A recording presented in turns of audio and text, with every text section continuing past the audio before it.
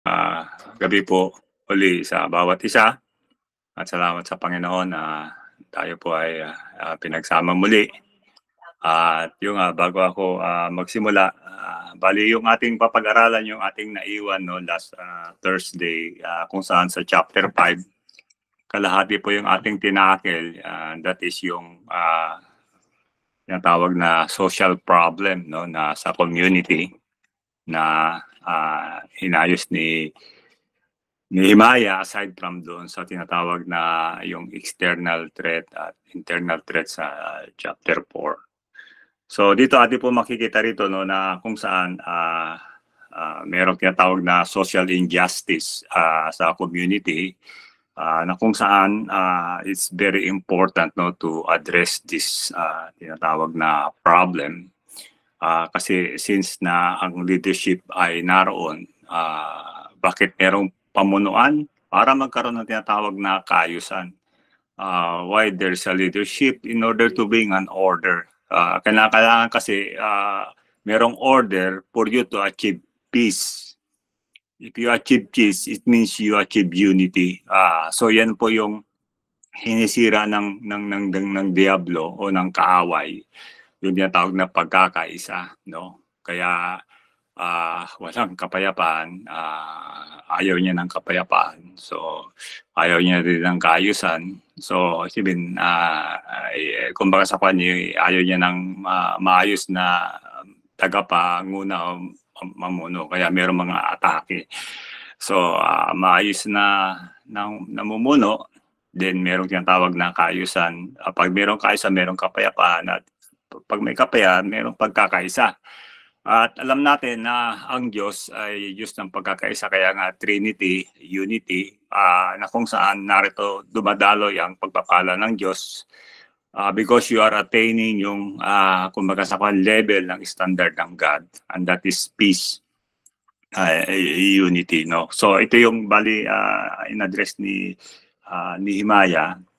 At so as we go dito ngayon sa ating pag-aaralan no, nasa kumpo tayo ng verse 14 ng chapter 5 hanggang sa matapos ito no, sa verse 19. Sabi dito, moreover, from the day that I was appointed to be their governor in the land of Judah. So dito sinabi niya dito no, from the 20th year to the 32nd year of Artaxerxes, for 12 years neither I nor my relatives have eaten the governor's food allowance. First of all, dito sa kanyang nabanggit no, na kung saan he proved himself first by bringing a result do sa tinatawag na social injustice, na kung saan kung ano yung dapat gawin ng leader, and that is to bring an order, at yung problema ay naayos niya, at nung naayos niya, doon niya palang introduce kung sino siya. Ayan po. Atin po makikita rito no, na kung saan meron siyang tinatawag na accomplishment bago yung kanyang tinatawag na papel o kung sino siya. At sinabi niya dito no, that I was appointed to be their governor. At sinabi niya yung time na from that 20th year of Artaxerxes. So it means, kung atin pong chichikin dito sa ating pinag-aralan before, Nehemiah chapter 1 verse 1, sabi dito, the words of Nehemiah son of Hakalaya. Now it happened in the month of Chislev, in the 20th year of the Persian king, as I was in the capital of Susa. So binanggit niya dito yung 20th year, but it is a month of Chislev. Then sinabi niya sa chapter 2, verse 1, in the month of Nisan, in the 20th year of King Artaxerxes. So it means in the 20th year of King Artaxerxes, yung paglise niya sa palace, he already received an appointment that he will be the governor of Judah. So isibihin yung pagpunta niya ron, hindi lang only to build the wall. Kaya nga yung timing, isibihin timing in a sense na yung mawawala siya sa palace, no? Nakapaloob doon, o sabihin yung tinatawag na of course malaki yung responsibility na yung building, yung tinatawag na wall, but hindi doon natatapos, no? So it means hindi lang, I should say, meron siyang assignment, spiritual assignment, kundi pati yung tinatawag na political assignment, no, na to rule. So it means meron siyang tinatawag na authority from the king na ginawa siyang governor. At atin po makikita rito, no, simply ito yung tinatawag na appointment, royal appointment, no, sa kanya. Bakit?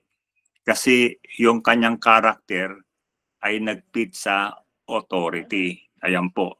Kaya maayos niyang nagawa kasi yung tao ay maayos. Now, sabi nga nun, siya ay governor. Alam natin, no, na pag ang isang tao ay hindi qualified do sa tinatawag na position o do sa hindi akma do sa authority na kanyang ginaganapan, ito po yung problema. Kaya nga sa Pilipinas po, there's a lot of problem. Dahil yung mga tao na na position ay hindi sila qualified in a sense na illegitimate yung kanilang pagkakalagay. Dahil kasi pag binili mo yung boto, namili ka ng boto, it's already illegal eh. So isibihin, wala kang tinatawag na moral authority para malagay doon kung ikaw man yung malalagay na tao. But si Nehemiah, meron siyang tinatawag na moral authority to rule because meron siyang tinatawag na good character to be such. At yung hari ang naglagay sa kanya, no? Ito po yung point dito na kung saan pag meron ka tinatawag na moral authority, you can execute, ibig sabihin yung ibinigay sa yung tinatawag na responsibility. You can do it well. So yan po bali ang nangyari na kung saan of course malaki yung kanyang tinatawag na responsibility to govern yung Judah, no? So alam po natin na yung opposition is from around, like si Sanballat nasa Samaria siya. So just neighboring, like to say, a province siya. So hindi siya talaga nasa Judah. So yung mga kanyang kaaway is around him, around Judah, no. Kaya dito atin po makikita yung tinatawag na nakapaligid sa kanya, no. But somehow dito atin po makikita, no, as a leader, as a governor, no. Yung binanggit niya dito sa susunod na verse atin po makikita rito, no, na sabi niya dito, bago ako pumunta doon sa verse 15, sabi niya dito, no,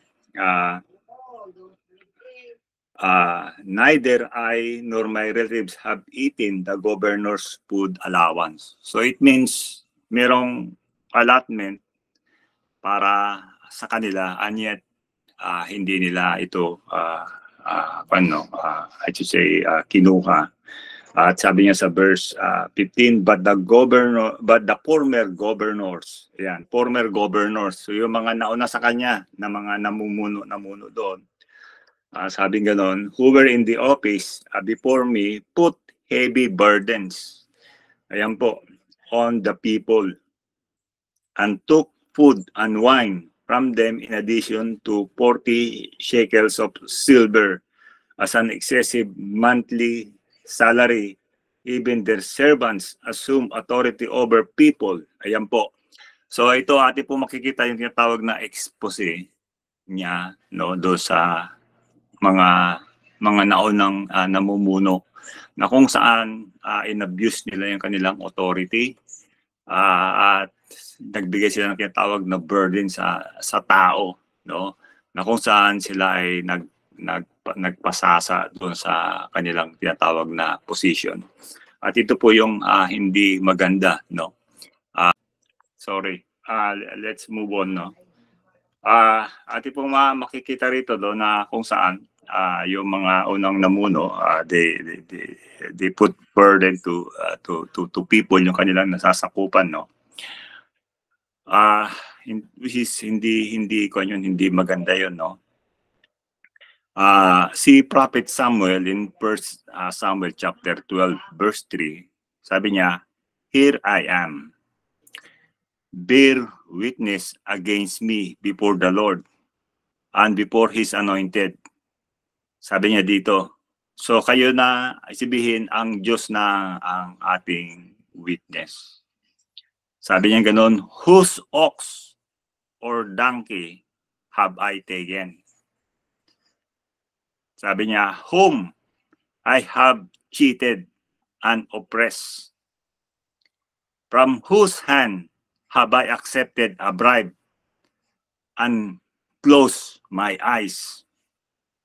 Tell me, and I will restore it to you." So yan po yun. Na kung saan, ibig sabihin dito, sa kanyang pamumuno, wala siyang kinuhang mga hayop o he didn't take advantage to anyone, na kung saan wala siyang ginawang tinatawag na corruption, that there's no, I should say,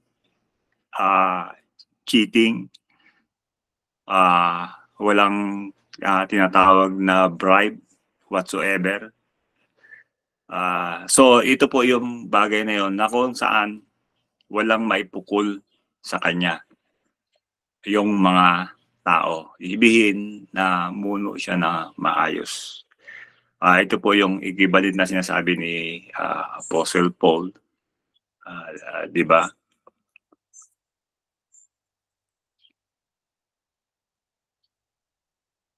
Na kung saan, sabi niya, di ba, sa overseer o sa bishop o sa pastor na mamumuno sa isang iglesia must be a person who is blameless, a good reputation, sabi gano'n, without reproach or free from accusation.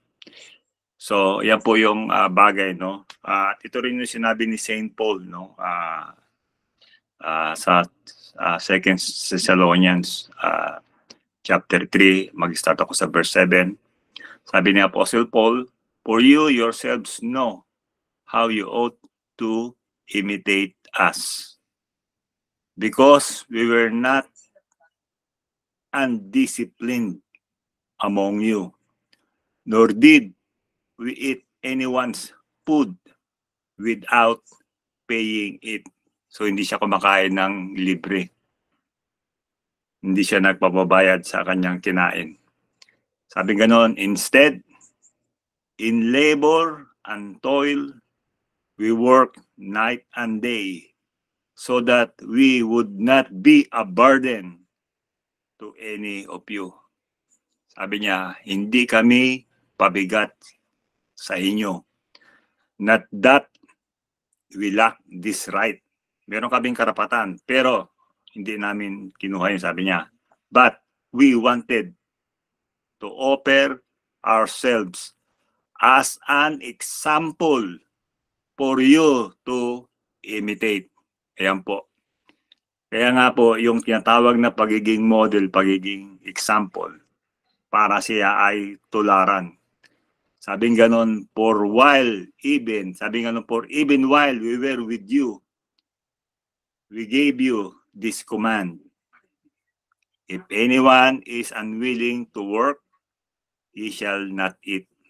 So ito po yung sinabi ni Apostle Paul. Bagamat meron siyang right, hindi niya ginawa yon. Instead, he become an example. So ito rin yung ginawa ni Nehemiah, na kung saan siya ay naggawa ng tinatawag na halimbawa doon sa kanyang pinamumunuan na hindi niya ginamit yung tinatawag na authority. Sabi ko nga, isang bagay ito, no, na kung saan yung tinatawag na respect o yung tinatawag na recognition o effectiveness, na kung saan if the leader is showing as a good example, hindi mahirap kausapin. I should say yung mga sumusunod, yung mga nasasakupan. But hindi, kumbaga sa kwan, they will do their part based do sa example na yon, no? Sabi ko nga, nung bata pa ako, hindi naman ako inutusan ng tatay ko na gumawa ka o tulungan mo ako. I just observe him, yung kanyang ginagawa na gigising sa umaga, then mag-work. Then later on, I just follow. Kaya nga napakagandang, I should say, message o sermon na ginagawa mo na lamang Isibihin, ikaw muna mismo ang gagawa, no?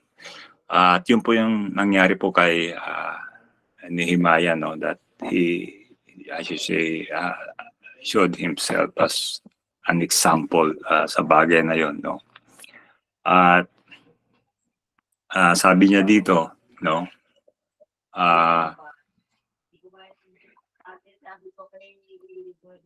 bakit sabi niya ganon, no?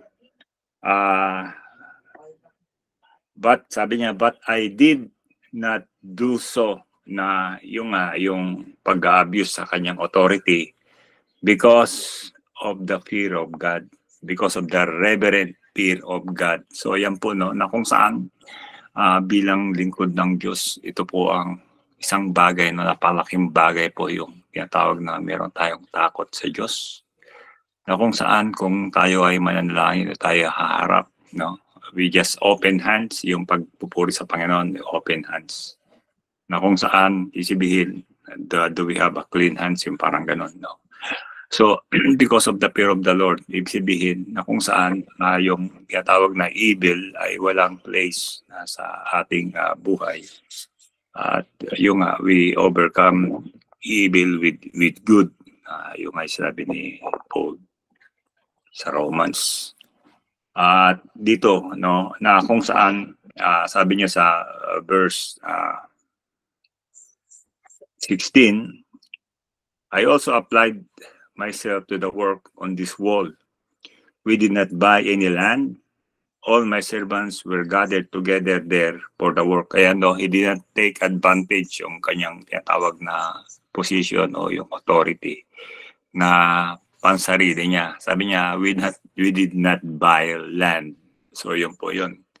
Na kung saan hindi pansarili o hindi yung sa sarili niya, no? Kung hindi tumuon sila doon sa tinatawag na mission, bakit kabanaran yung purpose?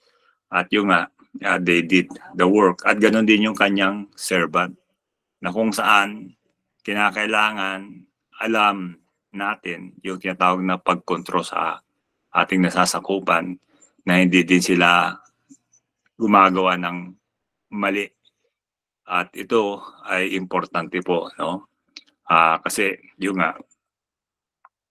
meron tayong kumbaga sa ni mga taong nakapaligid sa atin. Sabi nga, we need to surround them. We need to surround with good people, no, na maayos din ang kanilang buhay, no. We did to see at yung bagay na yon na kung saan because of his example, he see to it na wala rin maipupukol doon sa kanyang mga nasasakupan, yung kanyang mga servants na gumagawa din ng maayos, no. At yan po yun, kaya nga, di ba, yung sinabi ni St. Paul sa 1 Timothy chapter 3, yung qualification na namumuno sa iglesia, sabihin yung kanyang household ay kanyang control, na kung saan yung mga anak niya ay hindi mga pasaway. So yan po yun. Kaya napaka-importante po ito, no, sa isang tagapanguna o sa namumuno. Atin po makikita rito, no, na kung saan yung provision sa verses 17 at saka 18, no, yung tinatawag na provision ng God, na kung saan hindi niya ito kinuha sa mga tao, no, but meron po silang tinatawag na provisions, I should say, from the king, probably kay Artaxerxes, no, na doon sila kumukuha, at hindi sila nagbibigay ng tinatawag na burden sa tao. At imbis na nga, kumbaga hindi sila yung I should say nangungulikta, kumbaga sila pa yung nagbibigay. Kaya nga, di ba yung sinabi ni Jesus sa Acts 20 verse 35, it is more blessed to give than to receive. Kaya nga, bilang lingkod ng Diyos, napakaganda kung kayo yung daluyan ng pagpapala, na kayo yung nagbibigay, no? Tayo yung nagbibigay. It is more blessed to give. Ayan po, no? Mas mapalad po yung nagbibigay. At yan po yung ginawa ni Nehemiah, na kung saan sa table, sabihin, daily yun, daily. He's giving this food, yung kumbaga sa kani, pangangailangan sa mga guests o kung sino man yung naroon, no, daily yun. They are receiving that blessing from the leader kay Nehemiah, no. Na kung saan, of course, alam natin na yung source, yung si King Artaxerxes, probably yung kanyang allowance na nanggagaling sa kanya, probably yun ang kanyang ginagamit dito. So, ayan po. So, he did not demand any governor's food allowance. So, ayan po. Kung saan natin po makikita rito, no, na yung kanyang pag-rule, yung kanyang pag-govern, na merong tinatawag na justice o merong tinatawag na righteousness. At dito, no, walang, I should say, puwang ang enemy para makagawa sa kanya. Kaya atin po makikita rito, no, na kung saan ang isang merong tamang, I should say, pamunuan, no, walang mga, I should say, mga issue whatsoever, but there will be like peace, because merong tinatawag na tamang character yung leader. So, because tama, then he can bring an order o kaayusan. At pag merong kaayusan, merong kapayapaan. Of course, pag merong kapayapaan, di merong unity o pagkakaisa.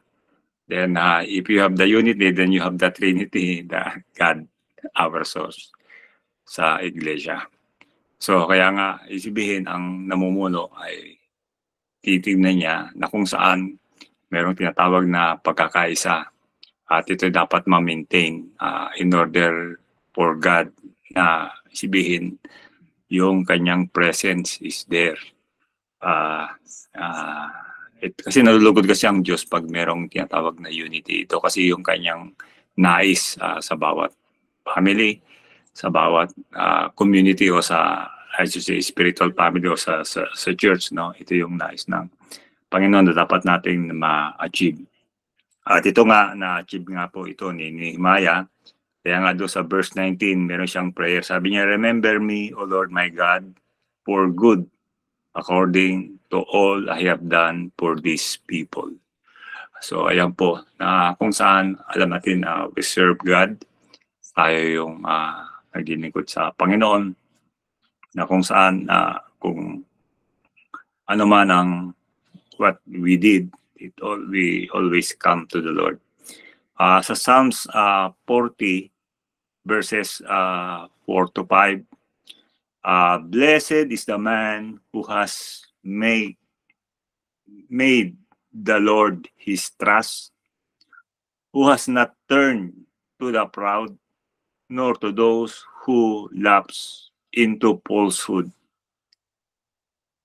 Many, O Lord my God, are the wonders you have done, and the plans you have for us None can compare to you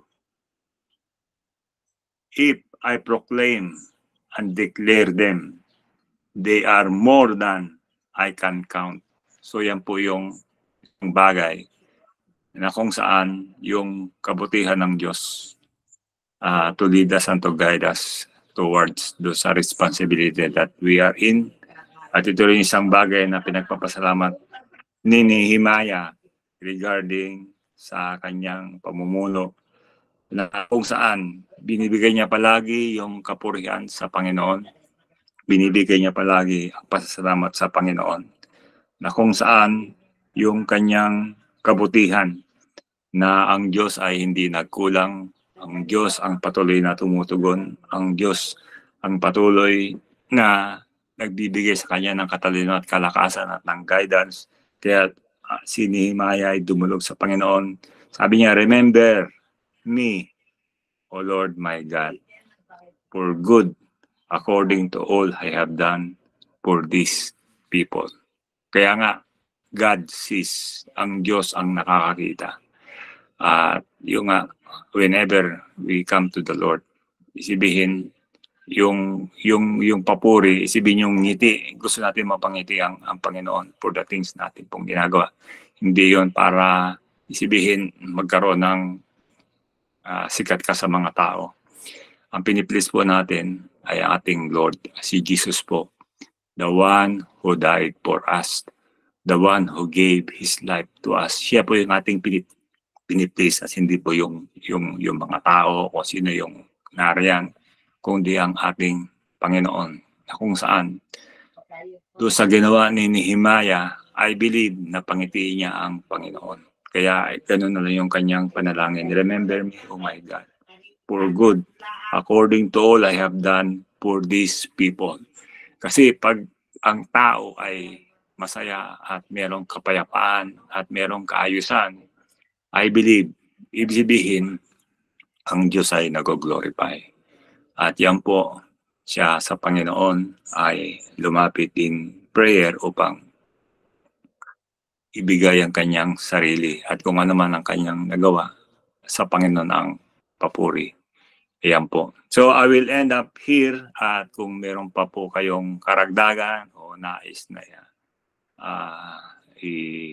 I should say linawin o kung hindi just butt in, we have time. Kung gusto niyo pong dagdagan, you may enter. Tapos na po ako at welcome po kung sino man yung merong sasabihin.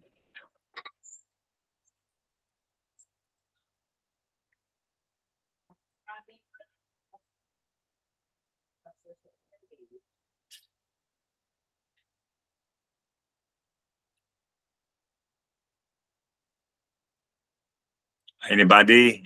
Meron bang question?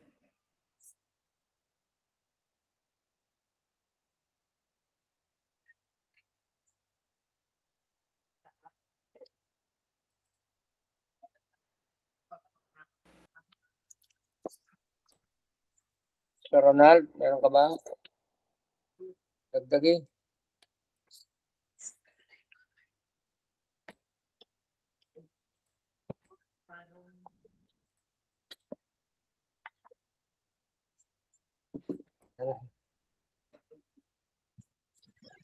Satisfied na po ako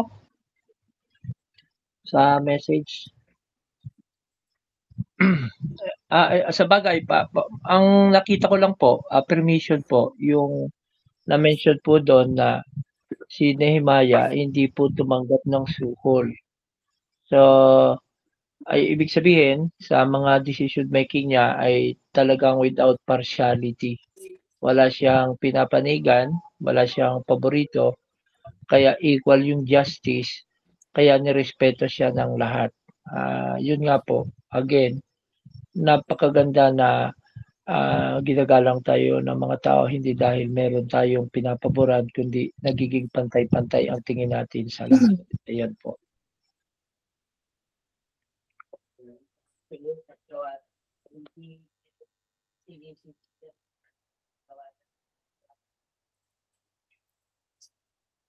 Sabihin sa iglesia kasi meron mga malalaking tao. meron din maliliit na tao. Opo. Actually, dapat pantay-pantay. Nagbibigay ka ng oras, kinakausap mo, kinakuan. Anybody is welcome. Pantay-pantay. So, dapat ganun, dapat merong justice. Fair. Tama po Fair yun. is fair. Walang tinatawag na discrimination. Kaya Walang tinatawag na kinikilingan. Oo. Parang pinipili mo lang yung gusto mong kausapin. Oo, totoo po yun. Ayan.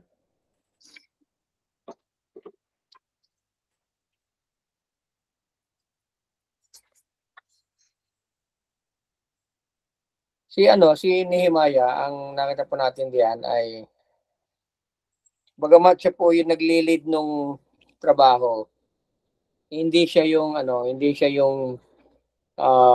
nagtuturo lang, kundi gumagawa din. Kasi kaya nga siya leader, meaning nagli-lead siya, gumagawa din siya. Hindi po yung turo lang, gawin mo ito, gawin mo yon. Hindi po siya ganon. Kundi bilang good example, gumagawa siya para tularan siya ng mga tao. And that's a very good example. Bilang tayo mga tagapanguna, kaya nga tayo mangunguna eh. Kaya tayo tagapanguna, meaning pangunahan natin at susundan nila tayo. Yan po yun. Kasi ang pagiging leader ay hindi yung turo lang ng turo. Bagkus ay gumagawa, nakasama ng mga pinangungunahan. Ibig sabihin po niyan, sa anniversary sa Batangas City sa August, yung mga pastor na naroon, dapat sila magsiserve sa tao. Yes, and that's what we are doing in Bawan. Ayan po, Pastor, kasi every time na tulad nung kasi every anniversary ng Bawan, ganyan po yung ginagawa namin tulad nung nakaraan. Kaya ang sa amin, ang nag-serve yung mga pastor at yung mga pastor na nangunguna. At naka-uniform din, tawag doon yung sa harap, ang pangalan noon, tawag doon. Rin siya, naka-sombrero din ng kulay puti. Naka-apron, Pastor. Apron, yan, naka-apron. Naka-apron. Maganda po kasi nga nung una namin gawin yan sabi nga nila, bakit ikaw mga pastor ang nagsuserve? Ay, kaya nga Panginoon nga He did not come to the earth to serve, but to be served. Yan po yun.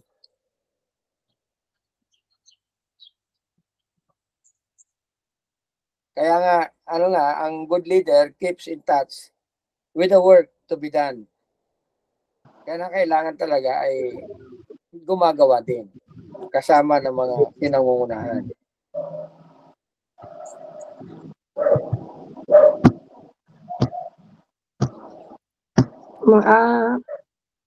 Mayroon lang po akong konting sasabihin. Sige po. Nawa po tayong lahat ng mga pastors ay pantay-pantay ang pagtingin. Kung malaki mang mag-tithes o maliit mag-tithes, dapat pare-pareho po yung pagpapakita sa kanila ng pagmamahal, ng pagbati, ng pagkamay, ng pagyakap. Yun po. Hindi yung niyayakap lang nagbibigay ng malaking tithes. Opo, pinapansin lang. Pinapansin lang yung malaking magbigay. Pag halos di na pinapansin. Sana po hanggang ganun sa iglesia. Okay. So, napakaganda nga po yan. Yan yung tinatawag nating walang discrimination. Wala kang para bagang kinikilingan. At kapag nakita mo na gayon that is a discrimination. Hindi pwede yan. Hindi maganda po yun.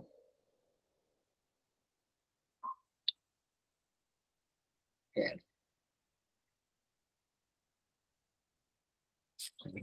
Thank you po, Pastor Akori. Okay, sino pa po? May share lang po. Sige, Pastor Romy. Dito po makikita po natin yung isang leader na may moral integrity. Kasi kung wala kang moral integrity, hindi mo pwedeng i-correct yung mga taong katulad ng ginawa ni Nehemiah.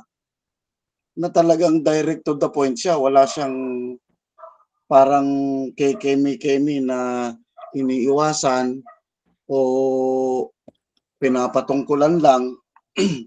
Yung talagang sinabi niya, yung talagang nangyayari. At sinabi niya rito sa verse 40 na sabi niya ganon, dahil may takot ako sa Diyos.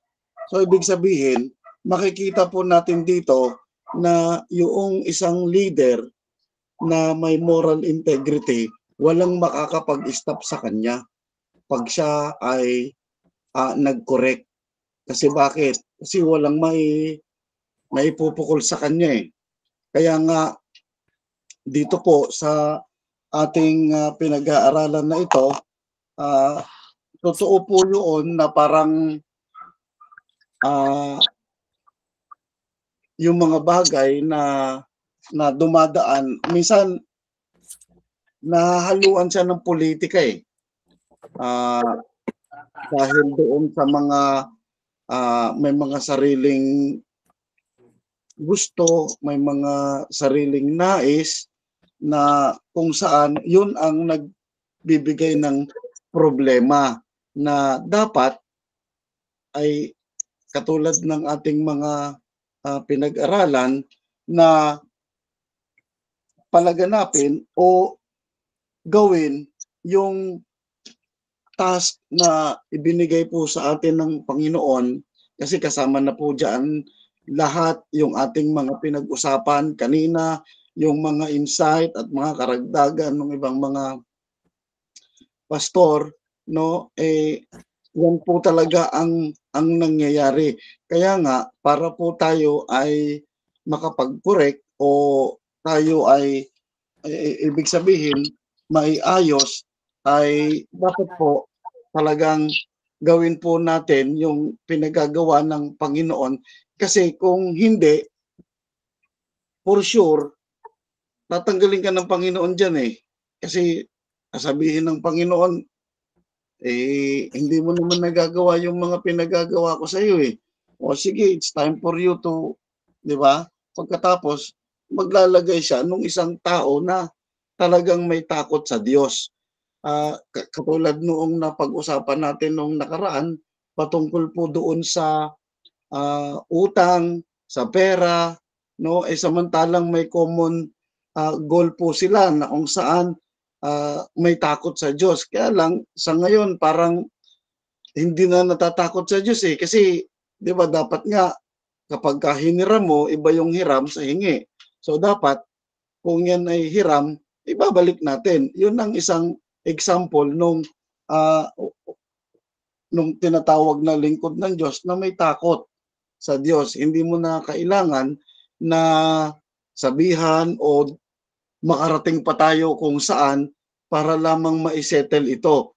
Simply, lingkod tayo ng Panginoon, then dapat bilang proof na tayo ay may takot sa Diyos, then ayusin po natin yung mga dapat ayusin para yun po ang proof na tayo nga ay may takot sa Diyos.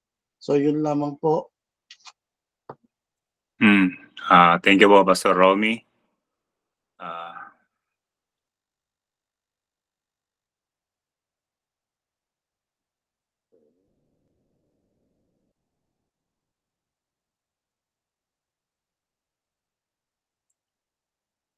Narito ba si Pastor Vidal? Kasama natin ngayon. Andyan po, Pastor. Andyan. Pastor Vidal. Nandito yata yung invite niya eh. Bali, dalawang invite niya. Okay. That's good. Si Jerwens at saka si Kern. Okay, thank you for coming, no, sa ating pag-aaral.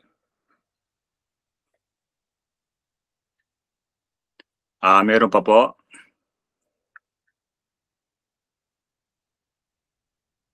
Wala na yata, Pastor. Okay, let us go in prayer na, sa manalangin na tayo pupunta. Let us pray. Salamat muli, Panginoon, sa iyo, Panginoon, mga salita na ang ginamit mo, Panginoon, ilingkod si Nehemiah, Panginoon, na kung saan, Panginoon, sa kanyang buhay, sa kanyang halimbawa, Panginoon, sa kanyang paggawa, na ikaw nga po, Panginoon, nalahati, ikaw nga po, Panginoon, Lord God, ay naitaas sa kanyang buhay. At nawa, Panginoon, ang iyong mga lingkod, Panginoon, na narito ngayon ay nawa ay ganon din, Panginoon, Lord God, ganapin. And I pray, Panginoon, kay Pastor Bing, kay Pastor Rena, kay Pastor Lolit, kay Pastor Oriel, kay Pastor Edwin, kay Pastor Chris, kay Pastor Vidal, at sa kanyang dalawang kasamahan, kay Pastor Frankie, kay Pastor Babylin, kay Pastor Romy, Pastor Paeng, Pastor Ronald, Pastor Nestor, Pastor Cory, Pastor Paul, si Pastor Ludi, at maging Panginoon, Lord God, si Kuya Leo, Panginoon. We pray, Panginoon, Lord God, sa bawat isa, Panginoon, Lord God, na kung saan, Panginoon, yung the fear of God be upon your servants, Panginoon, na magkaroon kami, Panginoon, ng takot, Panginoon, na kung saan, Panginoon, ang bagay na to, O Diyos, na nilagay mo, Panginoon, sa aming puso ay maging batayan po namin sa paglayo, Panginoon, sa kasalanan, sa kasamaan, Panginoon, sa gawa, Panginoon, Lord God, ng kadiliman, na patuloy, Panginoon, lalakad kami, Panginoon, sa liwanag, lalakad kami, Panginoon, sa katwiran, sa kalinisan, Panginoon, sa kabanalan. Nawa, Panginoon, Lord God, let your anointing, Lord God, be upon your servants, Lord, upang maganap, Panginoon, O Diyos, ang iyong mga pinagagawa, Panginoon, like Nehemiah, O Lord God, to build and to strengthen, Panginoon, O Lord God, your people, Panginoon, to build your people, O God. I pray, Panginoon, Lord God, for your good health, Panginoon, sa bawat isa. I speak wellness and wholeness, Panginoon, sa bawat isa, O Lord God. And that, Lord God, your hand, Lord God, to provide, Panginoon, that there will be always food on the table, clothes on the back, and roof on the head, Panginoon, sa bawat isa ng iyong lingkod, sa bawat tahanan, Panginoon, Lord God, na kung saan, Panginoon, Lord God, ikaw nga po, Panginoon, ang aming source, ang aming, Panginoon, provider in all things, Lord God, na matuto kami, Panginoon, magbukas ng aming bibig na tumawag, Panginoon, sa iyo, at patuloy na sumandal, Panginoon, sa iyo, Lord God, katulad ni Nehemiah, Panginoon, Lord God, yung kanya, Panginoon, pagtitiwala, even these difficult times, Panginoon, O Lord God. Alam namin, Panginoon, O Lord God, during these difficult times, Panginoon, Lord, you are the same. Patuloy ka, Panginoon, mag-provide. Hallelujah. Masumpungan, Panginoon, Lord God, ang iyong mga lingkod, Lord God, na in any season, in any times, Lord God, na naroon, Panginoon, ang peace, naroon ang joy, naroon, Panginoon, Lord God, the fear of the Lord, na kung saan, Panginoon, is justice is being exercised, Lord God, sa tahanan, Panginoon, sa iglesia, Panginoon, Lord God. At we pray, Panginoon, ang unity, Panginoon, Lord God, of your people, Lord God, na magkakaroon, Panginoon, ng pagkakaisa, Lord God, at ikaw, Panginoon, ang patuloy ng malahati, O Lord God. Thank you, Father, O Lord God, sa pagkakataong ito, sa bawat isa, Panginoon. Alam namin, Panginoon, that your hand is not short to reach, and that your ear is not close to hear, O Lord God, upang patuloy na dinggin, Panginoon, aming panalangin at tugunan, Panginoon, aming mga pangangailangan, O Diyos, that you make all things beautiful in its time. Salamat, Panginoon, Lord God, sa iyo, Panginoon, pagpapala kalusugan, kalakasan, katalinuhan sa bawat isa. Safety, Panginoon, kapayapaan, Lord God. Thank you, Father, O Lord God. Hallelujah. As we continue this journey, Panginoon, and that you will give us good success, Panginoon. At makasumpo, Panginoon, ang patuloy na papakumbaba at patuloy, Panginoon, Lord, na pananampalataya, Panginoon, upon your servants. In Jesus' name we pray. Amen and amen. Amen. Amen. Amen. Amen. Praise the Lord. Amen. Thank you po. Welcome po doon sa dalawang invited ni Pastor Vidal. Salamat po sa inyong pag-join.